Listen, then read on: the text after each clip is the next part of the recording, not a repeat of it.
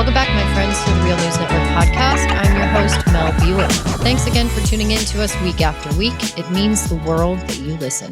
Whether you've got our shows on while you're making coffee in the morning, put our podcasts on during your commute to and from work, or give us a listen throughout the workday, the Real News Network is committed to bringing you ad-free, independent journalism that you can count on. We care a lot about what we do, and it's through donations from dedicated listeners like you that we can keep on doing it. Please consider becoming a monthly sustainer of the Real News Network by heading over to therealnews.com/donate.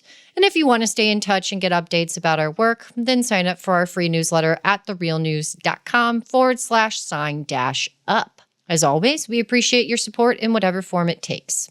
For this week's episode, we're turning our attention back to the worsening housing crisis in the United States. Last time, we spoke with tenant organizers who are doing important collective work to protect tenant rights against the exploitation by landlords, particularly as it relates to rent control in major urban areas across the country. Today, we're taking a look at the property developers themselves and the ways in which they leverage tax breaks intended to spur redevelopment of underdeveloped urban areas to line their own pockets. With me today to discuss how these often hurt rather than help the working class are my incredible TRNN colleagues Taya and Stephen Janis. Over the last many years, Stephen and Taya have taken a look at these tax breaks and who they help and hurt. And I want to read some of their previous reporting to give our listeners a bit of context before we dive into our conversation. Urban centers across the country have been ensnared in a cycle of underdevelopment, hindered by property tax disparities, the absence of cohesive affordable housing strategies, and insufficient educational investments. In an effort to counteract these challenges, cities like Baltimore have resorted to controversial tactics, offering lucrative incentives to developers under the guise of benign acronyms like TIF, or tax increment financing, and PILOT, or payment in lieu of taxes, despite these strategies often exacerbating the strain on their working class populations. Their documentary, Tax Broke, is not only an exploration of Baltimore's challenges, but it is also a critical examination of a pervasive issue affecting cities nationwide. This investigative documentary delves into the deep-seated problems caused by opaque tax break systems that disproportionately impact the working class, shining a light on a matter of importance far beyond Baltimore's city limits.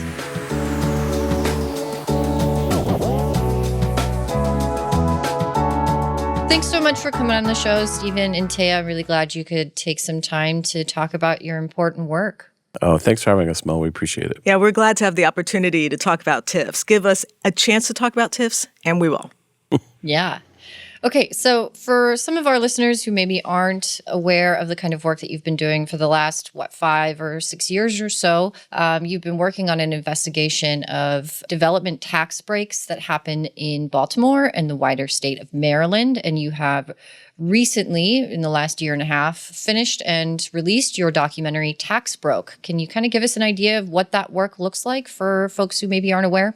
Well, as people who probably know about Baltimore and many inner city problems, people talk a lot about crime and things like that. But really, cities like Baltimore that are poor actually make a lot of people wealthy who are already wealthy. And so we wanted to drill into that because, there's a lot of media attention focused on, judicial processes, but not much on the process of how does a poor city make a rich person richer? And that's what the documentary Tax Broke was about, because there's a lot of history in terms of development and how we had redlining and how we had, enforced segregation and things that led to this situation where Baltimore pretty much pays developers. It's a pay-for-play city. It pays developers to develop in the city. So that was basically the underlying topic of Tax Broke in terms of examining the system that has created an environment where a city must offer aggressive and more aggressive tax breaks to developers to spur development, even,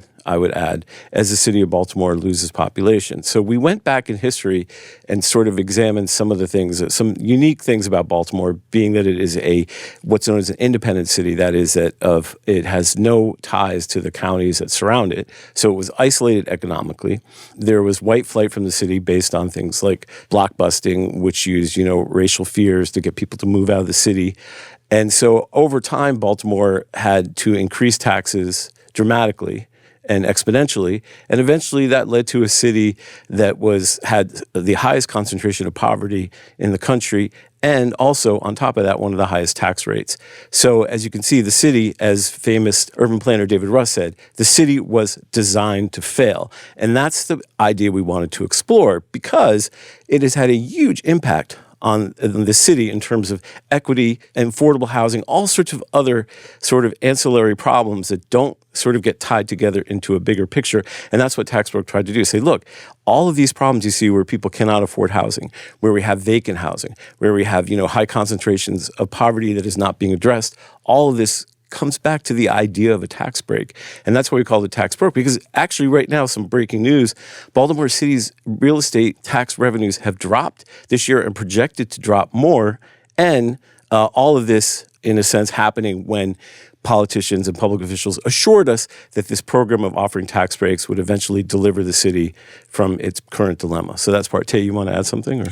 Well, the one thing I wanted to add is that these tax breaks, these TIFs, tax increment financing, and pilots, payment in lieu of taxes, these tax subsidies are supposed to spur development, but they're supposed to spur development in areas that are considered blighted or in need of help. And what we noticed through our research is that if you take a look at the redlining maps of the 1950s and 60s, where banks were told by the federal government to not invest, to deny loans, and you overlay those redlining maps on our city, and then you take a look at where the development is actually occurring, it's not occurring in those historically blighted areas, those areas that actually need a little economic boost. Instead, these monies and these funds and these beautiful luxury buildings and offices are being put in the wealthiest areas of our city. As a matter of fact, in some of the most prime real estate that we have in Baltimore City. So the blighted area theory is just a myth. It's absolutely a myth.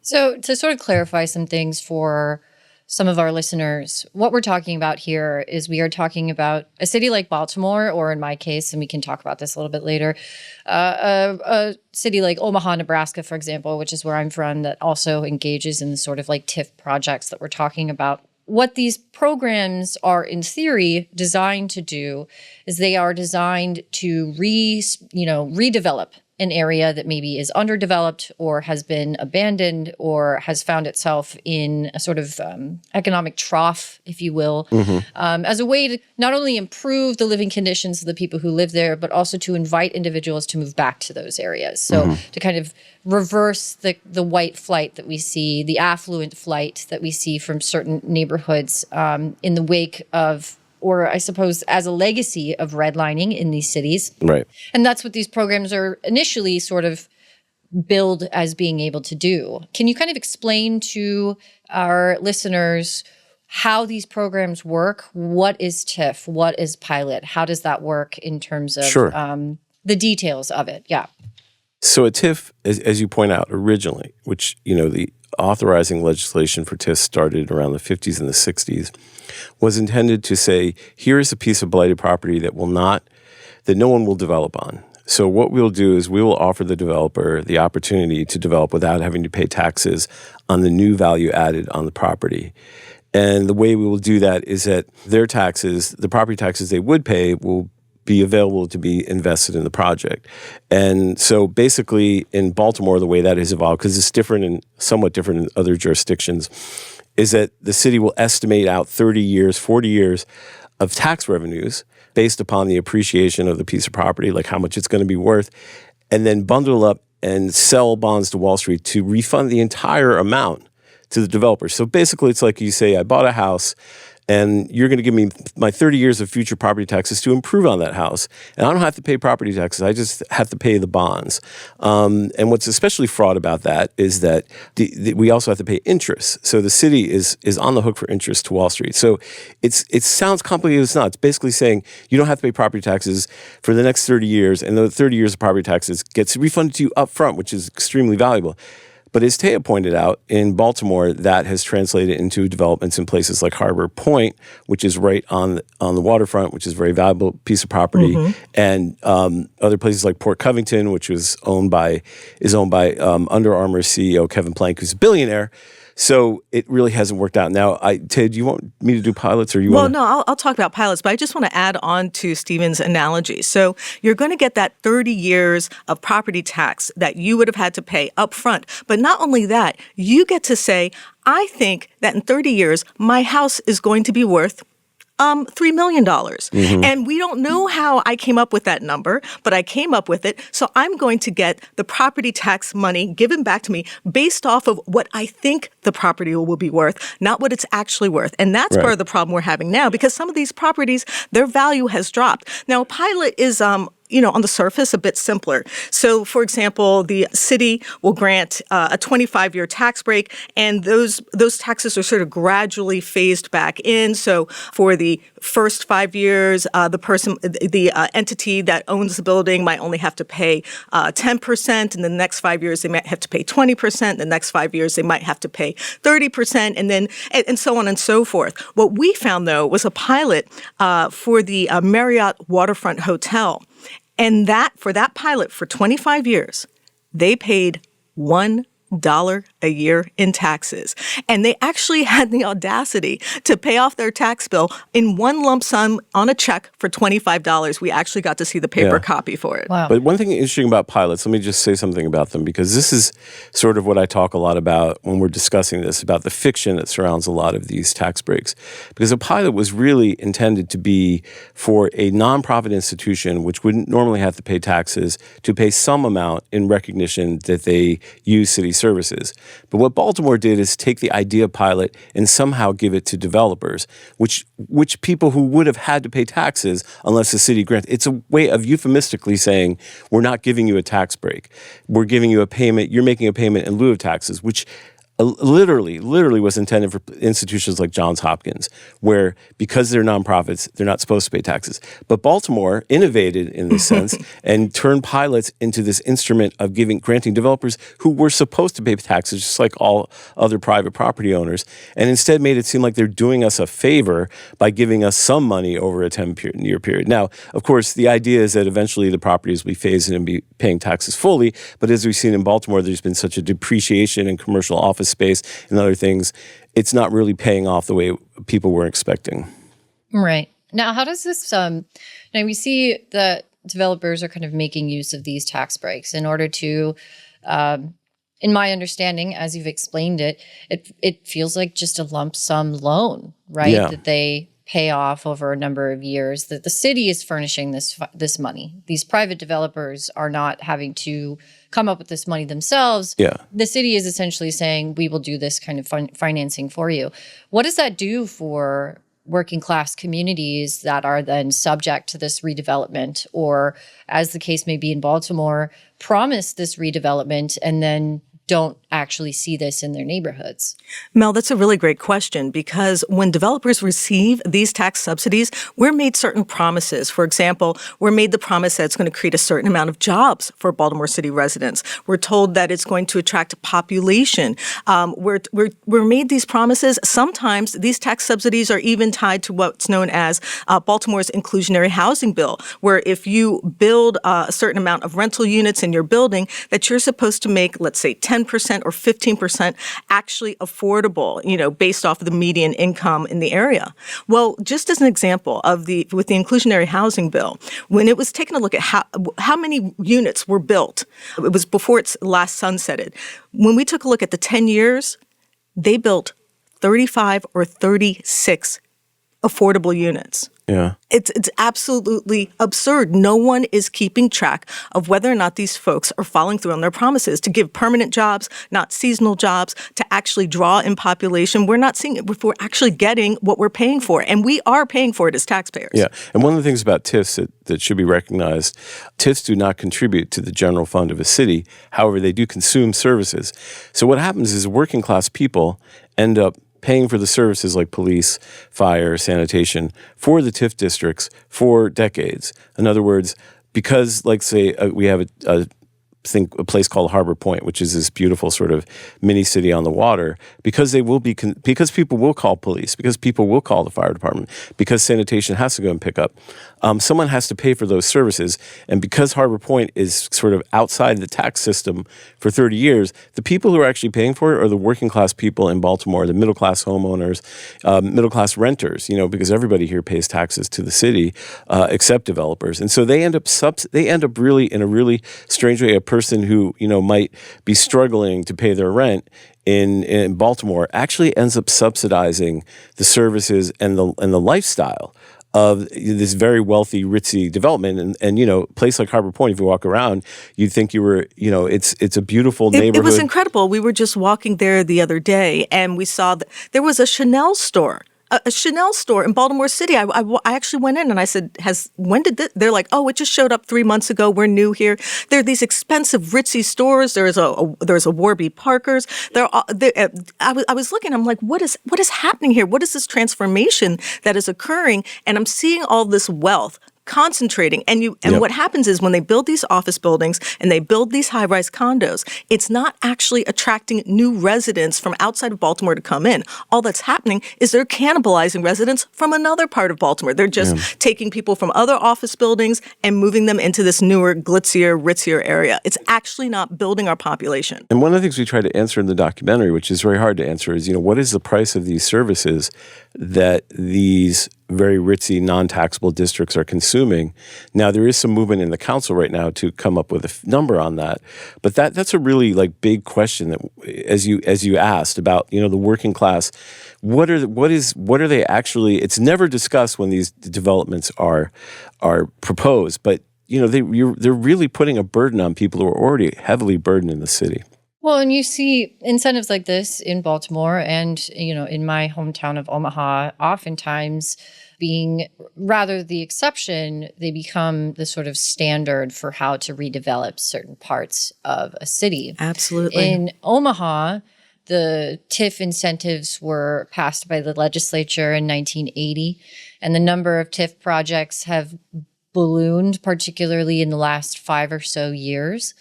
And what city council has taken to doing is property developers, like major sort of, I would say, landlords in the city.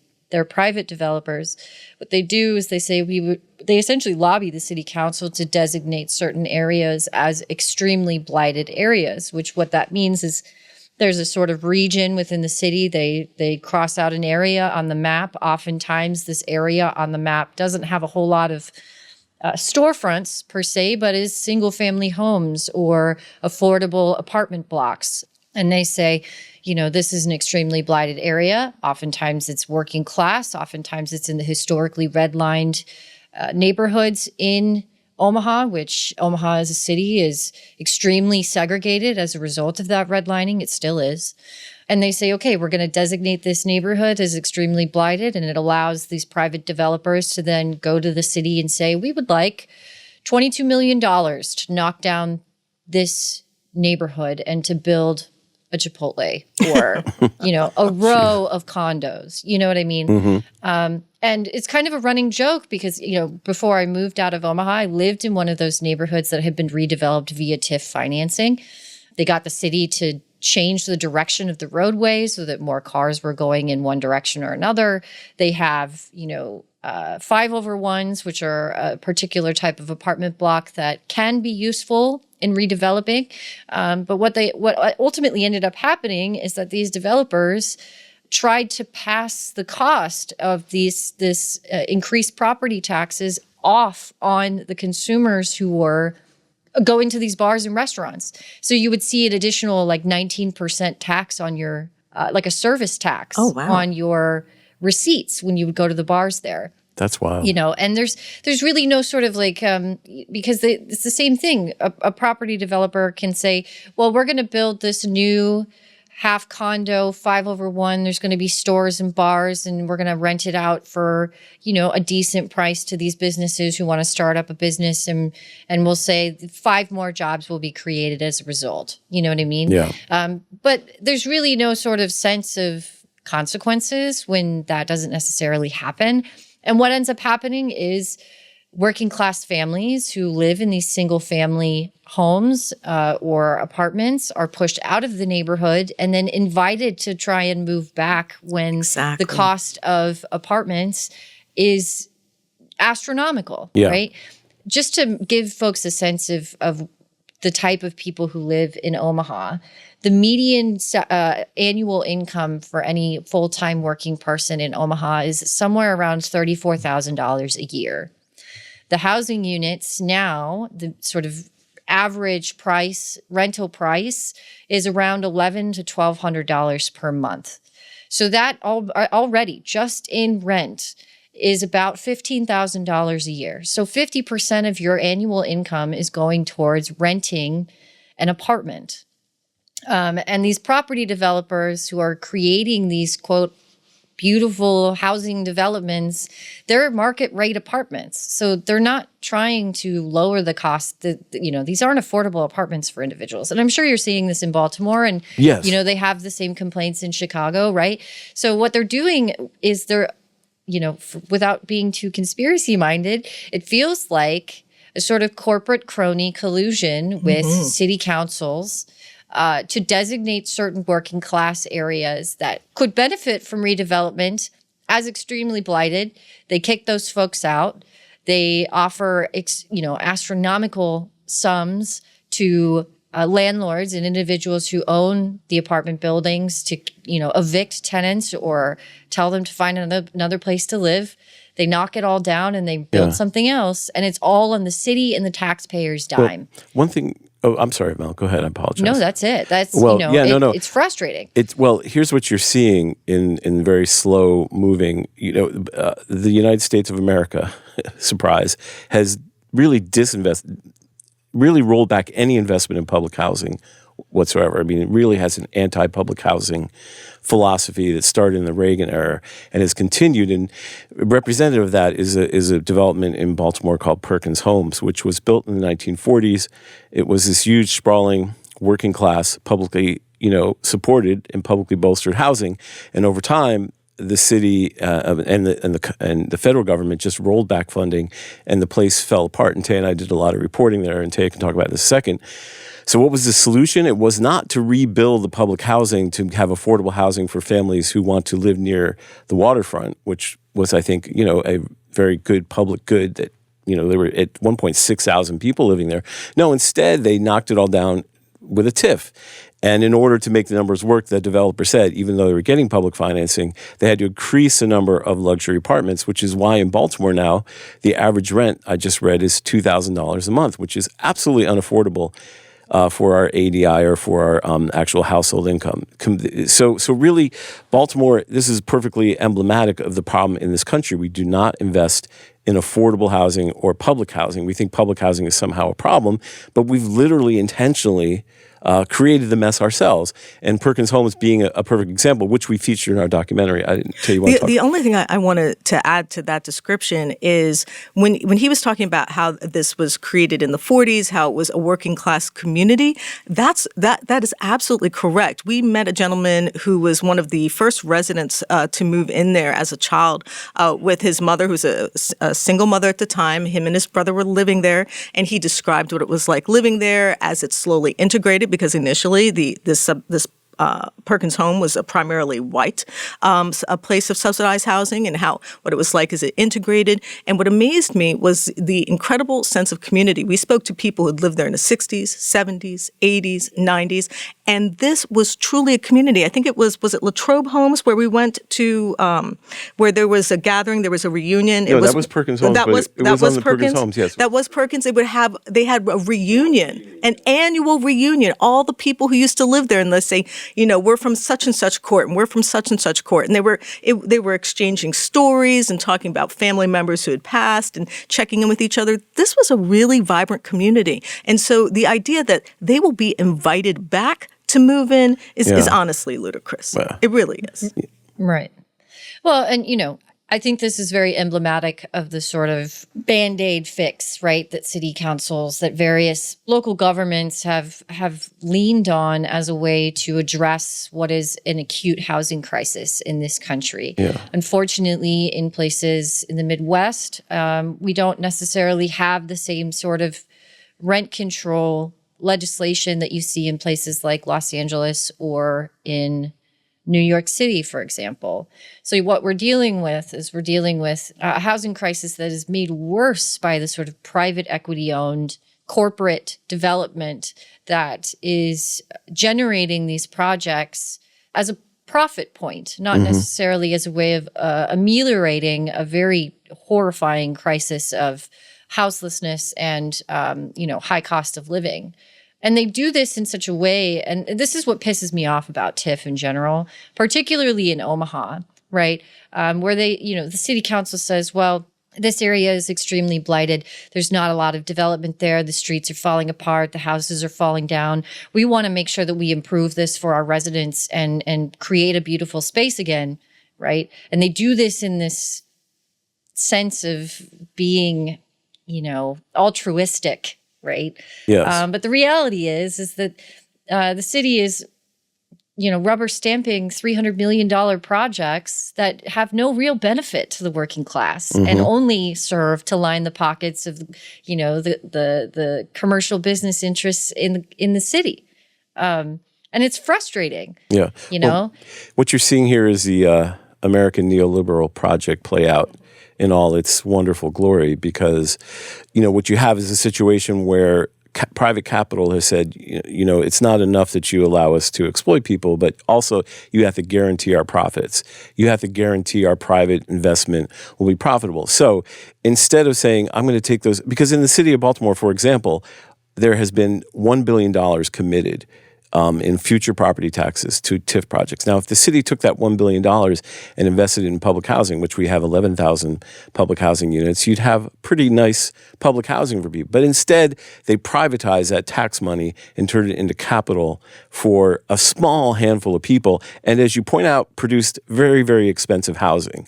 So this is how neoliberalism plays out in ways that aren't always completely, I think, obvious, in the sense that instead of investing in a public good, our tax dollars have been absconded and reined in and kind of used for private capital, private gains, where the government literally ensures the developers are going to make money and then literally ensures that the housing is going to be unaffordable, and then turns to the working class and says, please fund the services.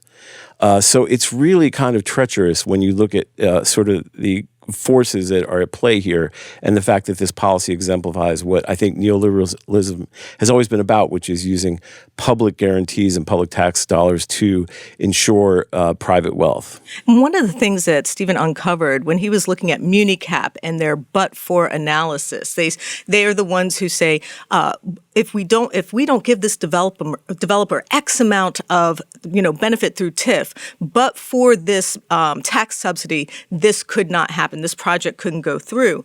Well, as Stephen was taking a look at this, he uncovered not only that MuniCap was saying, yes, this looks like a great project, but they were also giving it the green thumb and being paid for those consultation fees to later management. So obviously making it much to their advantage to say what a great project this is, especially because they're going to receive fees to manage it later. But something else that we uncovered in this process is that our city is doing this in the most expensive way possible. There's something that's called, a general obligation bond, correct, Stephen? Yes. And this general obligation bond is what the city council would normally take out to fund a project. To fund infrastructure. Or to fund infrastructure, exactly, very specifically infrastructure. But instead, they're saying these TIFs are for infrastructure, but we're going to use these incredibly expensive TIF bonds to do this. And so now this is a really rough calculation. But in the most recent estimate we have, the city had committed $500 million in future property taxes and about $240 million of that money is interest being paid to Wall Street. This is a bad deal by any measure. If it was a regular GO bond, at least we wouldn't be paying, literally hundreds of millions of dollars in interest to Wall Street. There's just no aspect of this that's not a bad deal. And so that's why we have to sit back and we wonder to ourselves, with our city council members, is this incompetence or is this malfeasance?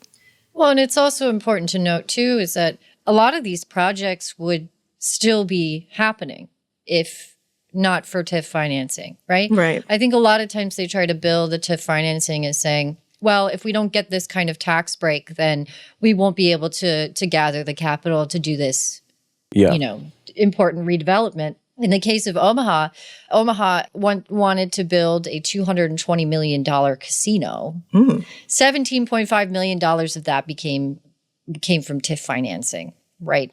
And the reality is the casino would still be built even if they didn't get the TIF financing, right? So you're using this tax break that is supposed to redevelop an area that desperately needs it, and it's being used on vanity projects or private projects that realistically they could gather the capital, because we're talking about private equity here. We're talking about major development companies that have the ability to raise these funds elsewhere, and they are leaning on these tax breaks and the sort of altruism that the city wants to put forward as a way of good faith to the community, if you will.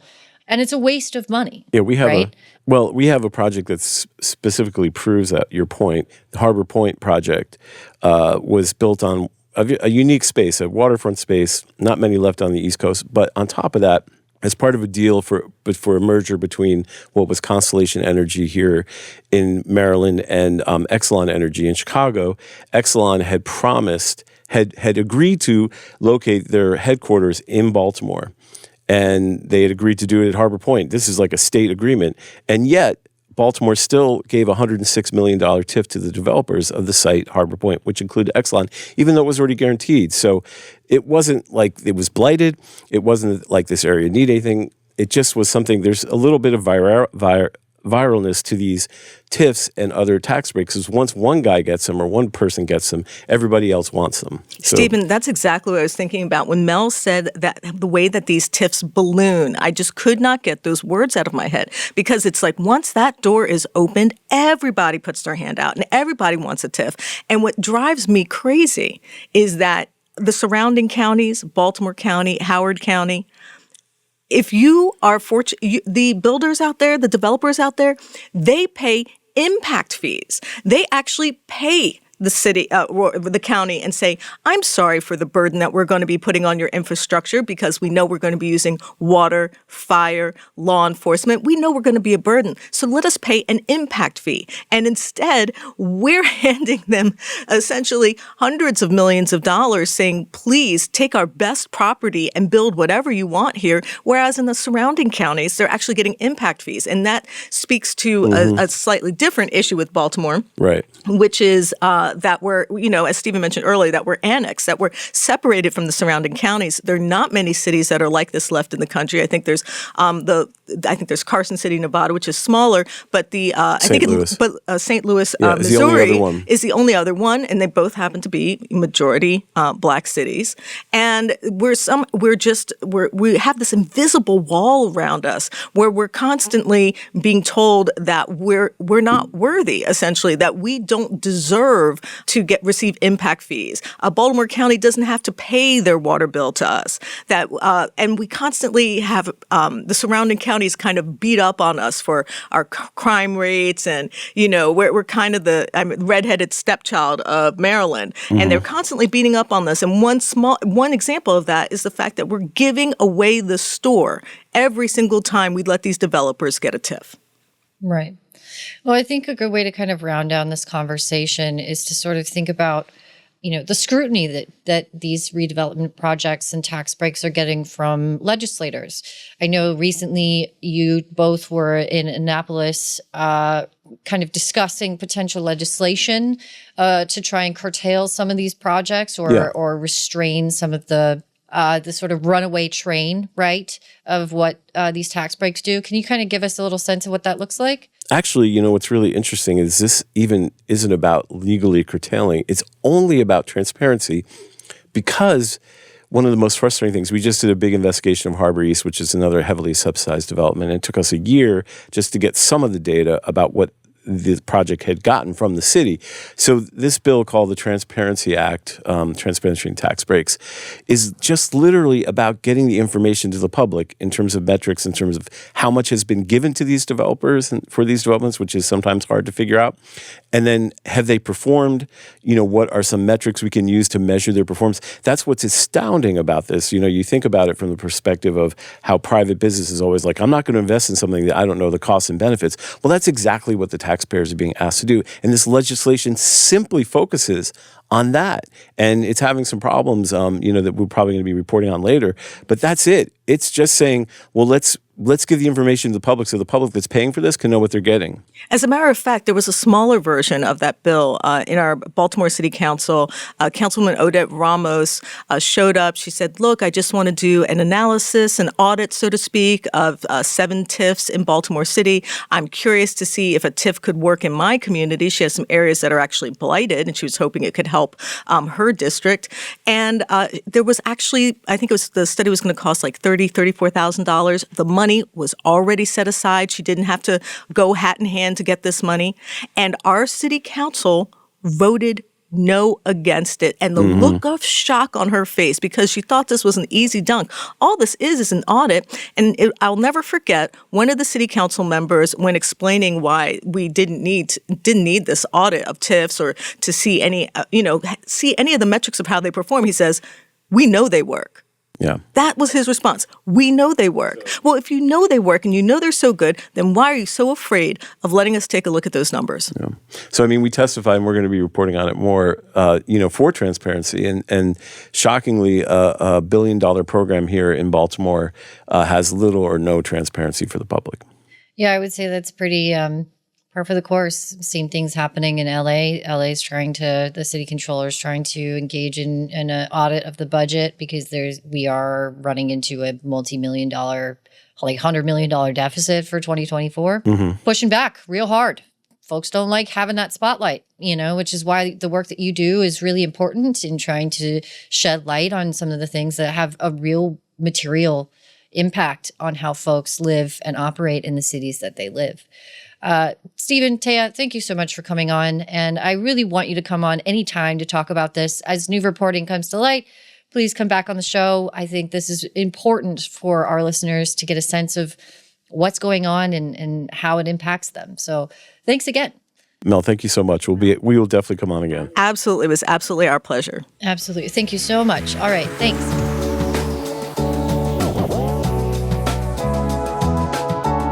That's it for us here at the Real News Network podcast. Once again, I'm your host, Mel Buer. If you loved today's episode, be sure to subscribe to the podcast to get notified when the next one drops.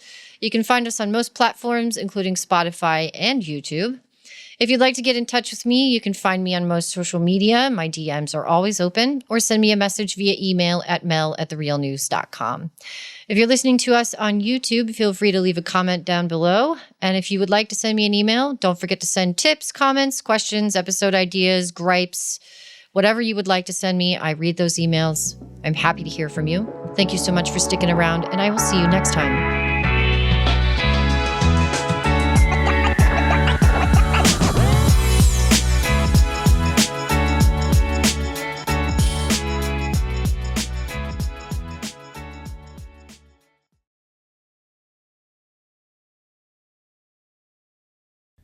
Thank you so much for watching the Real News Network, where we lift up the voices, stories, and struggles that you care about most. And we need your help to keep doing this work. So please, tap your screen now, subscribe, and donate to the Real News Network. Solidarity forever.